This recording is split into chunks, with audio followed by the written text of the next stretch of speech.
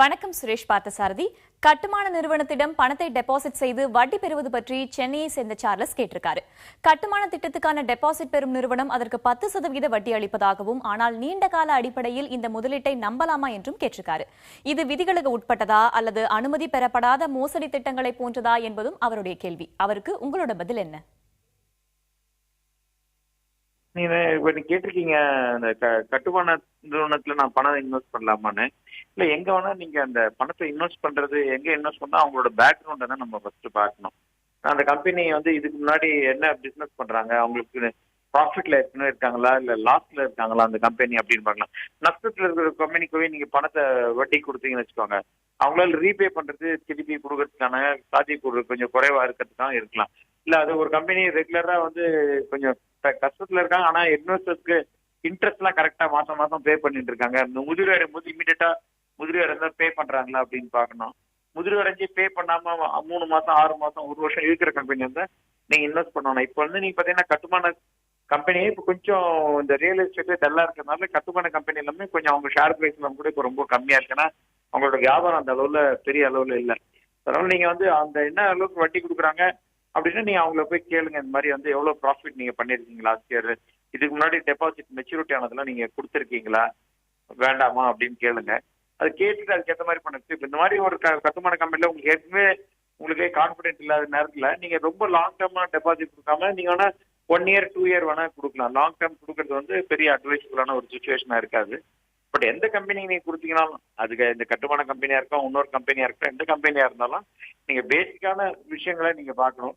இல்லாட்டி அந்த company rating கொடுத்துருக்காங்களான்னு கேளுங்க. நீங்க போய் கேளுங்க, ரேட்டிங் உங்க கம்பெனிக்கு ரேட்டிங் வாங்கி வச்சிருக்கீங்களான்னு கேளுங்க.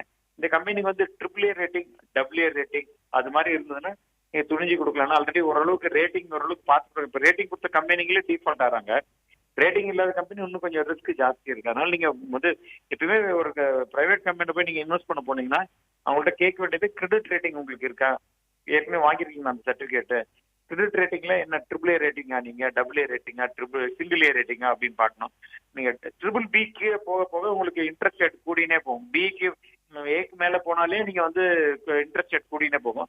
இன்ட்ரெஸ்ட் ரேட் எப்பெல்லாம் கூடினே போதும் உங்களுக்கு ரிஸ்க் கூடியே இன்க்ரீஸ் ஆகினு இருக்கு. உங்களுக்கு ரிஸ்க் கம்மியாகனா எந்த கம்பெனி AAA AA ரேட்டிங்குள்ள நீங்க நிறுத்தினீங்கன்னா ஓரளவுக்கு உங்களுக்கு இந்த பிரச்சனை டிஃபால்ட் ஆன பிரச்சனை ஓரளவுக்கு கம்மியா இருக்கும். அடுத்ததாக திரு அபுபக்கர் சித்திக் தரும் பதிலை பார்க்கலாம். வணக்கம். பங்குச்சந்தை, மியூச்சுவல் ஃபண்ட் இரண்டிலும் முதலீடு செய்து வருவதாக கோவை நேயர் கார்த்திகேயன் தெரிவிச்சிருக்காரு. விலை உயர்ந்த பங்குகளை வாங்கி அது கணிசமாக உயரும் போது விற்பது தனது வழக்கம் என்றும் அவர் தெரிவிச்சிருக்காரு. இதே போல மியூச்சுவல் ஃபண்ட்ல தினசரி யூனிட் மதிப்பை அறிந்து அது குறையும் போது வாங்கி உயரும் போது விற்பதாகவும் அந்த நேயர் தெரிவிச்சிருக்காரு. இந்த நடைமுறை சரியா என்பது அவரோட கேள்வி. அவரோட கேள்விக்கு உங்களோட பதில் என்ன?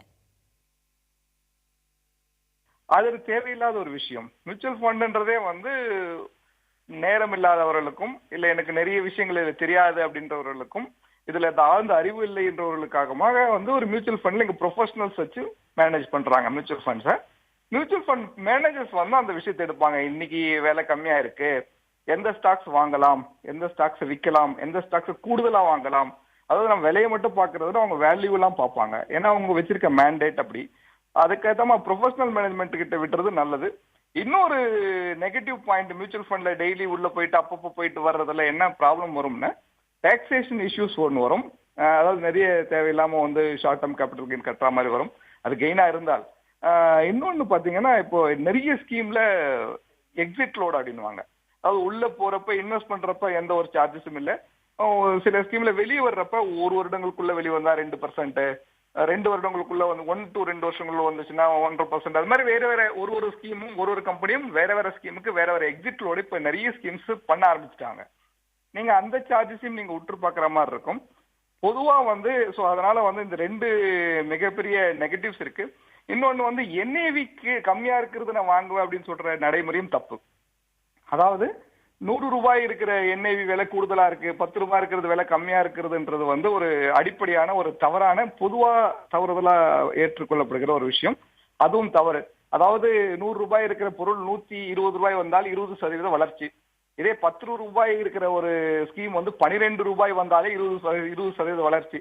நீங்க அந்த ரூபாயில NAVல பார்த்தா இது 2 ரூபாய் இருக்கு, இது 20 ரூபாய் இருக்கு, அப்படின்னு பார்க்க கூடாது. நீங்க பர்சன்டேஜ் டேர்ம்ஸ் வளர்ச்சி தான் பார்க்கணும். அதனால நீங்க நல்ல ஃபண்ட் மேனேஜர், நல்ல ஸ்கீம்ஸ் அதை வச்சு பார்க்கணும். இன்னொன்னு, நீங்க எத்தனை காலத்துக்கு போட்டிருக்கீங்க, அந்த ஃபண்ட் எதை அடிப்படையா சார்ந்து இருக்கிறது. வேல்யூ பேஸ்ட் ஸ்கீம்னா டெய்லி ஏறாது. குரோத் ஃபண்டா அது மாதிரி அது ஒரு அந்த ஃபண்ட் மேனேஜர் ஸ்டைல்னு ஒன்று இருக்கும். நீங்க இன்வெஸ்ட் பண்ணிருக்க ஸ்கீமோட ஒரு அடிப்படைகள் வேற மாதிரி இருக்கும். இதையெல்லாம் பார்த்து தான் நீங்க முதல்ல ஸ்கீமே செலக்ட் பண்ணணும். என்ஐவி வச்சோ இல்ல டெய்லி இறங்கி ஏறுறப்போ வர பண்றதோ நல்லா இல்ல. பொதுவா மார்க்கெட் கம்மியா இருக்கப்ப நிறைய வாங்கலாம். பட் ஆனா சூஸ் பண்ற ஸ்கீம் வந்து அதனோட அடிப்படையை பார்த்து நம்ம வாங்கணும். அதுதான் நான் அந்த நேயருக்கு நான் சொல்லிக்கொள்ள விரும்புகிறேன். திரு சுரேஷ், திரு அபுபக்கர், உங்கள் இருவருக்கும் நன்றி.